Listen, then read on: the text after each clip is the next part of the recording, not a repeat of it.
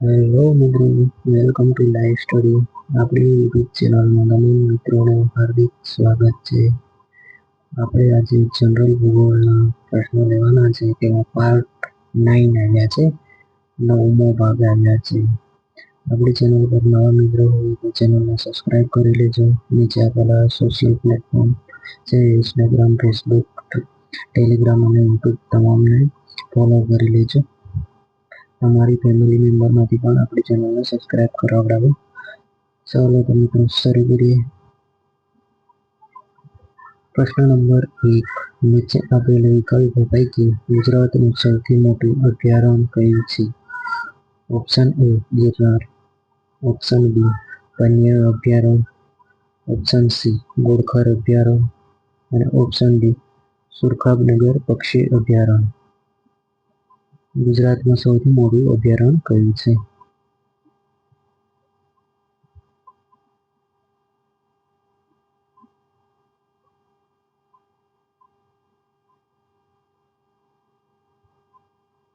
ચાલો, પ્રશ્ન નંબર 1 નો જવાબ આવે છે ઓપ્શન ડી સુરખાબનગર પક્ષી અભયારણ્ય, જે કચ્છમાં આવેલું છે.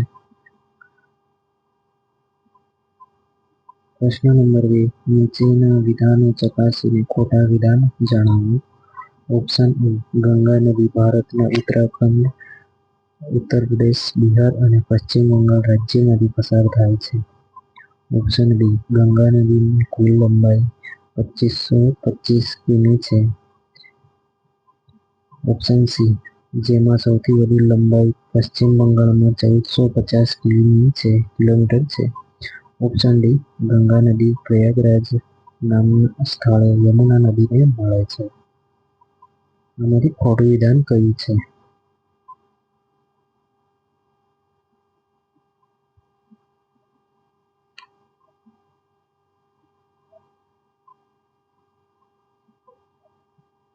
પ્રશ્ન નંબર 2 નો જવાબ આવે છે ઓપ્શન સી જેમાં સૌથી વધુ લંબાઈ પશ્ચિમ બંગાળ 1450 કિલોમીટર છે.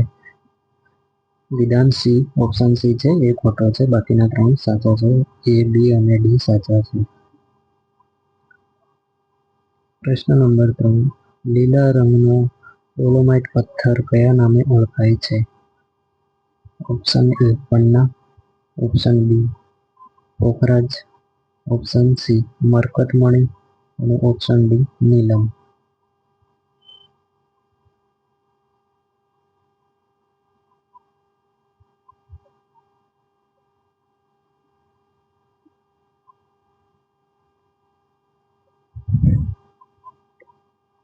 પ્રશ્ન નંબર 3 નો જવાબ આવે છે ઓપ્શન સી મરકતમણી.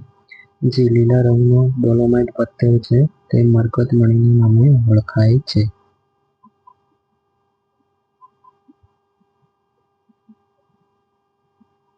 પ્રશ્ન નંબર 4. પુનાસા ધોધ કઈ નદી પર અને કયા રાજ્યમાં આવેલો છે? ઓપ્શન એ નર્મદા નદી મધ્યપ્રદેશ, ઓપ્શન બી નર્મદા નદી મહારાષ્ટ્ર, ઓપ્શન સી નર્મદા નદી છત્તીસગઢ અને ઓપ્શન ડી રાસ નદી ઝારખંડ. પુનાસા ધોધ કઈ નદી પર અને કયા રાજ્યમાં આવેલો છે?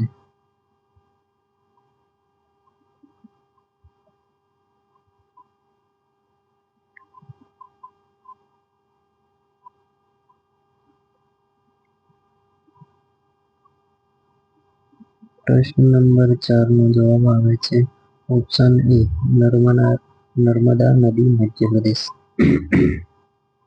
પુનાસ ધોધ નર્મદા નદીમાં અને મધ્યપ્રદેશમાં આવેલો છે. પ્રશ્ન number 5.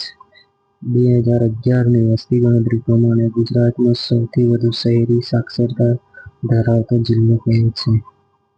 Option A Surat, option B Ahmedabad, option C Navsari અને ઓપ્શન ડી વડોદરા.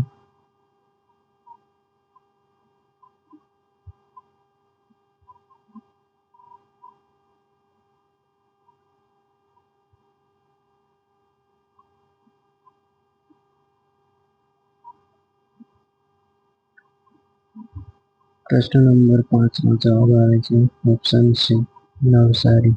2011ની વસ્તી ગણતરી પ્રમાણે ગુજરાતમાં સૌથી વધુ શહેરી સાક્ષરતા ધરાવતો જિલ્લો નવસારી આવે છે. એટલે પ્રશ્ન નંબર 5 નો જવાબ આવશે ઓપ્શન સી.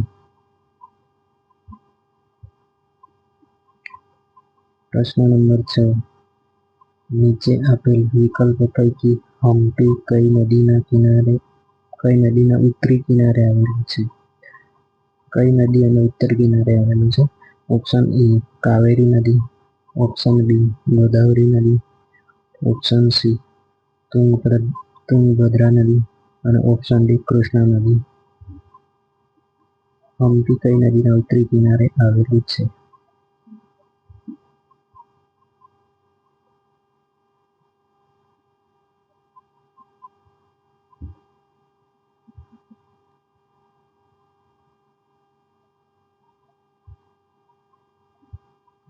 પ્રશ્ન નંબર 6 નો જવાબ આવે છે ઓપ્શન સી તુંગભદ્રા નદી. હમ્પી તુંગભદ્રા નદીના ઉત્તરી કિનારે આવેલું છે. પ્રશ્ન નંબર 7. કાગળ ઉદ્યોગની સેન્ટ્રલ પલ્પ મિલ ક્યાં આવેલી છે? Option A Bardoli, option B Amirgadh, option C Songadh અને ઓપ્શન ડી બરવાળા. કાગળ ઉદ્યોગની સેન્ટ્રલ પલ્પ મિલ ક્યાં આવેલી છે?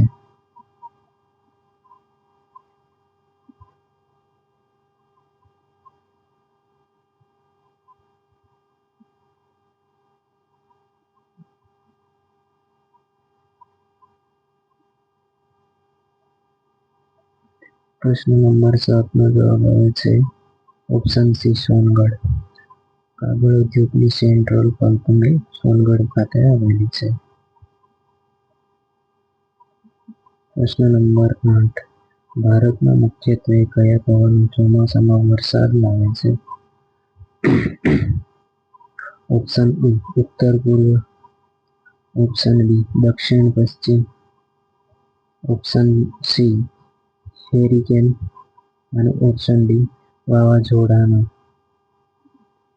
મુખ્યત્વે કયા પવનો ચોમાસામાં વરસાદ લાવે છે?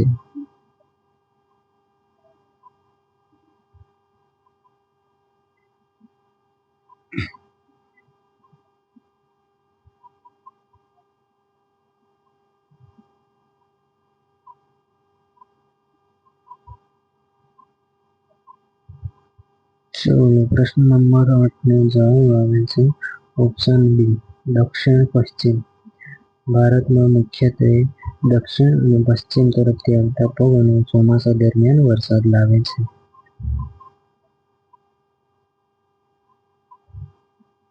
પ્રશ્ન નંબર 9.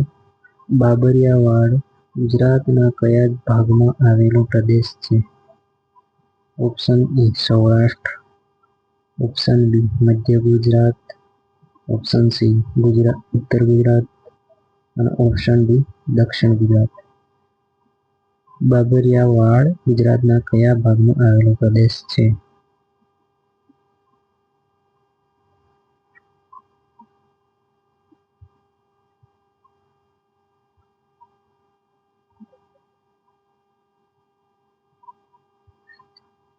પ્રશ્ન નંબર 9 નો જવાબ આવે છે ઓપ્શન એ સૌરાષ્ટ્ર.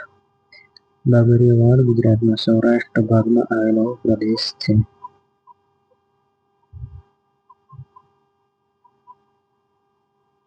પ્રશ્ન નંબર 10. વાયુમંડળના કેટલાક ચોક્કસ ભાગમાં ખૂબ જ વધુ વેગવાળા પ્રવાહો ધરાવતી ઉપલી પવન પ્રણાલીને શું કહે છે? ઓપ્શન એ ચક્રવાત, ઓપ્શન બી પ્રતિચક્રવાત, ઓપ્શન સી ચોમાસુ અને ઓપ્શન ડી જેટ સ્ટ્રીમ.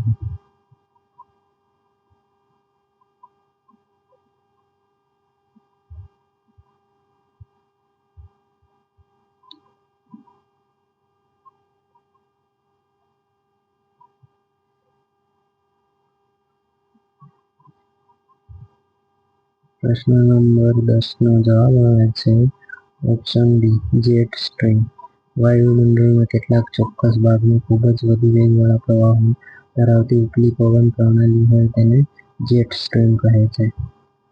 મિત્રો, ચેનલ પર નવા હોય તો ચેનલને એકવાર જરૂરથી સબસ્ક્રાઇબ કરજો. તમારી ફેમિલીમાંથી પણ આપણી ચેનલને સબસ્ક્રાઇબ કરાવો. તમારા મિત્રો જોડે પણ ચેનલને સબસ્ક્રાઇબ કરાવો અને વિડીયોને અંત સુધી જુઓ. પ્રશ્ન નંબર 11. સિક્કા બંદર કયા જિલ્લામાં આવેલું છે? Option E Jamnagar, option B Porbandar, option C Devbhumi Dwarka અને ઓપ્શન ડી જૂનાગઢ.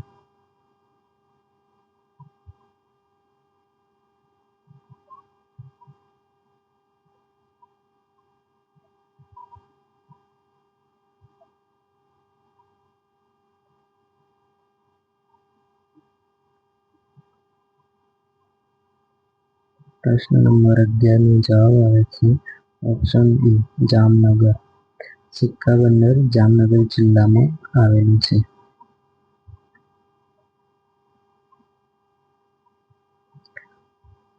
પ્રશ્ન નંબર 12. નીચે આપેલ વિકલ્પો પૈકી ભારતનો અક્ષાંશીય વિસ્તાર જણાવો. ઓપ્શન એ 8°4 ઉત્તર અક્ષાંશથી 39°6 ઉત્તર અક્ષાંશ, ઓપ્શન બી 8°4 ઉત્તર અક્ષાંશથી 24°6 ઉત્તર અક્ષાંશ, ઓપ્શન સી 14°8 ઉત્તર અક્ષાંશથી 47°6 ઉત્તર અક્ષાંશ, ઓપ્શન ડી 8°4 ઉત્તર અક્ષાંશથી 37°6 ઉત્તર અક્ષાંશ.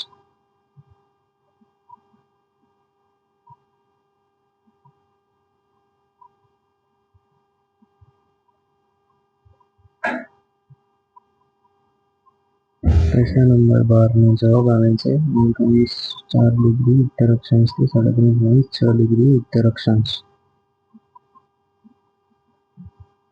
પ્રશ્ન નંબર 13. નીચે આપેલ વિકલ્પો પૈકી માઝમ નદી વાત્રકને કયા જિલ્લામાં મળે છે? Option A Kheda, option B Aravalli, option C Anand અને ઓપ્શન ડી એક પણ નહીં. માઝમ નદી વાત્રકને કયા જિલ્લામાં મળે છે?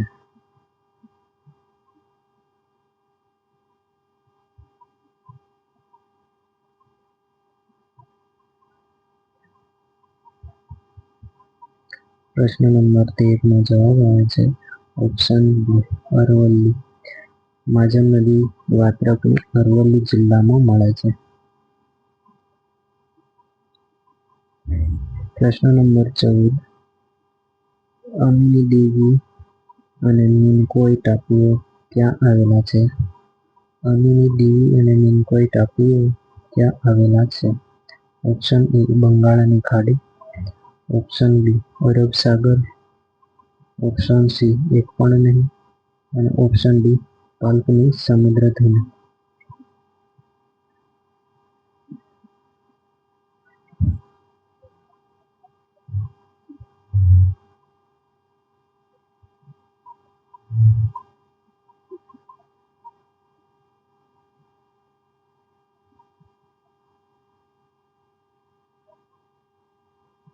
પ્રશ્ન નંબર 14 નો જવાબ આવે છે ઓપ્શન બી અરબ સાગર.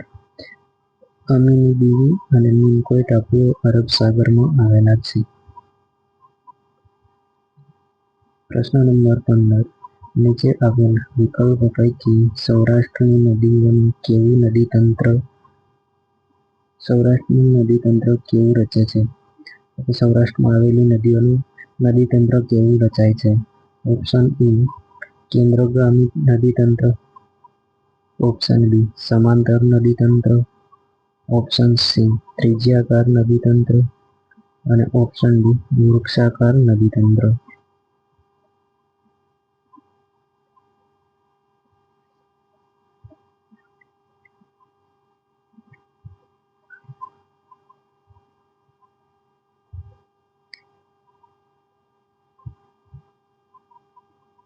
પ્રશ્ન નંબર 15 નો જવાબ આવે છે ઓપ્શન એ કેન્દ્રોગામી નદીતંત્ર. સૌરાષ્ટ્રની નદીનું નદીતંત્ર કેન્દ્રોગામી નદીતંત્ર હોય છે. કેન્દ્રોગામી પ્રકારનું નદીતંત્ર હોય છે સૌરાષ્ટ્રનું.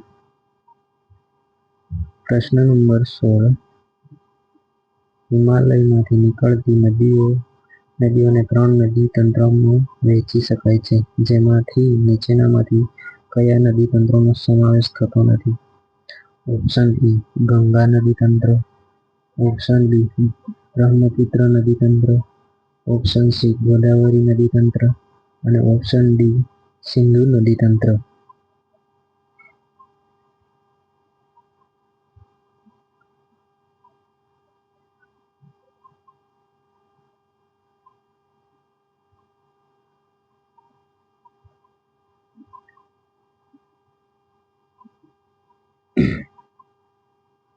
પ્રશ્ન નંબર 16 નો જવાબ આવે છે ઓપ્શન સી ગોદાવરી નદીતંત્ર. ગોદાવરી નદીતંત્રનો સમાવેશ થતો નથી. હિમાલયમાંથી નીકળતી નદીઓને 3 ભાગમાં વહેંચવામાં આવે છે, 3 નદીતંત્રોમાં, જે એક ગંગા નદીતંત્ર, બીજું બ્રહ્મપુત્ર નદીતંત્ર અને ત્રીજું સિંધુ નદીતંત્ર. આ 3 ભાગોમાં વહેંચવામાં આવે છે. ગોદાવરી નદીતંત્ર અહીંયા તેનો સમાવેશ થતો નથી. પ્રશ્ન નંબર 17 ગુજરાતમાં સૌથી ઊંચો વરસાદ કયા જિલ્લામાં પડે છે? Option A Kutch, option B Valsad, option C Banaskantha અને ઓપ્શન ડી મહેસાણા.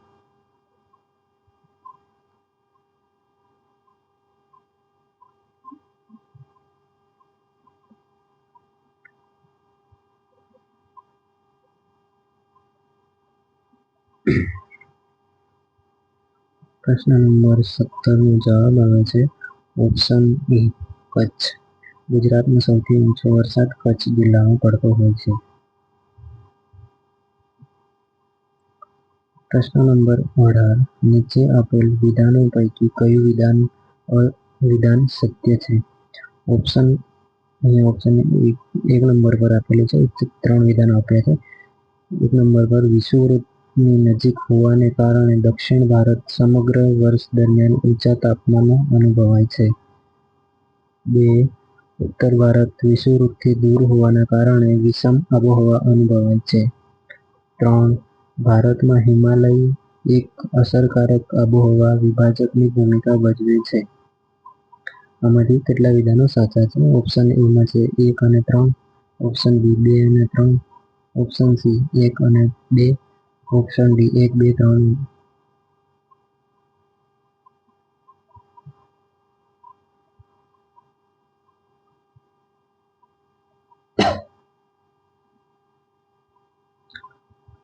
પ્રશ્ન નંબર 18 નો જવાબ આવે છે ઓપ્શન ડી 1, 2, 3. 3 વિધાનો સત્ય છે. ભારત વિષુવવૃત્તની નજીક હોવાના કારણે દક્ષિણ ભારત સમગ્ર વર્ષ દરમિયાન ઊંચા તાપમાનનો અનુભવ કરતો હોય છે. ઉત્તર ભારત વિષુવવૃત્તથી દૂર હોવાના કારણે વિષમ આબોહવા અનુભવાય છે. પછી ભારતમાં હિમાલય એક અસરકારક આબોહવા વિભાજકની ભૂમિકા ભજવે છે. આપેલા 3 વિધાન સત્ય છે. પ્રશ્ન નંબર 19 નીચે આપેલ જોડકા યોગ્ય રીતે જોડમાં જોડો.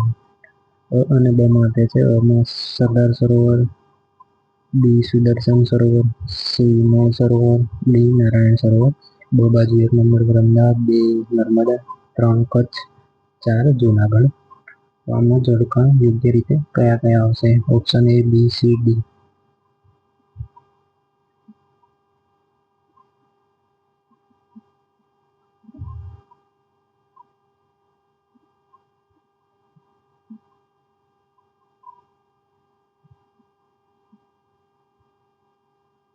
પ્રશ્ન નંબર 19 નો જવાબ આવે છે ઓપ્શન સી. 1 માં આવશે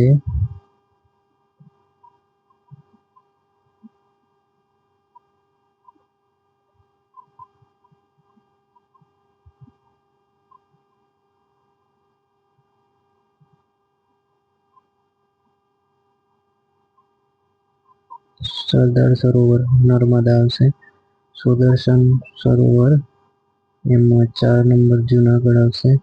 નળ સરોવર એમાં કચ્છ આવશે. નળ સરોવર અમદાવાદ આવશે અને નારાયણ સરોવર કચ્છ આવશે. પ્રશ્ન નંબર 20. ધોવાણ તથા ઘસારણના લીધે ખડકો તૂટીને ભૂક્કો બની જાય છે. આ ચૂર્ણમાં વનસ્પતિ તથા જીવજંતુઓના સડેલા ભાગનો સમાવેશ થાય છે. આ ચૂર્ણને શું કહે છે? ઓપ્શન એ રોમસ, option B humus, option C કેરસ અને ઓપ્શન ડી એક પણ નહીં.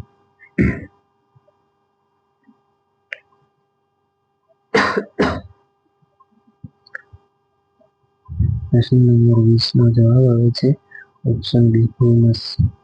જે ઘસારણ અને દબાણના કારણે ખડકો તૂટીને ભૂક્કો બને છે તે ચૂર્ણમાં વનસ્પતિ અને જીવજંતુઓના સડેલા ભાગોનો સમાવેશ થાય છે.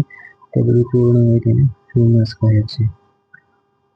તો મિત્રો અહીંયા પાર્ટ 9ના પ્રશ્નો સમાપ્ત થાય છે. અહીંયા સુધી બની રહ્યા તે બદલ ખૂબ ખૂબ આભાર. આપણી ચેનલને સબસ્ક્રાઈબ ન કરી હોય તો સબસ્ક્રાઈબ કરી લો. તમારા ફ્રેન્ડ તરીકે ફેમિલીમાં બી ચેનલને સબસ્ક્રાઈબ કરાવડો. Thank you. ખૂબ ખૂબ આભાર તમારો બધાનો.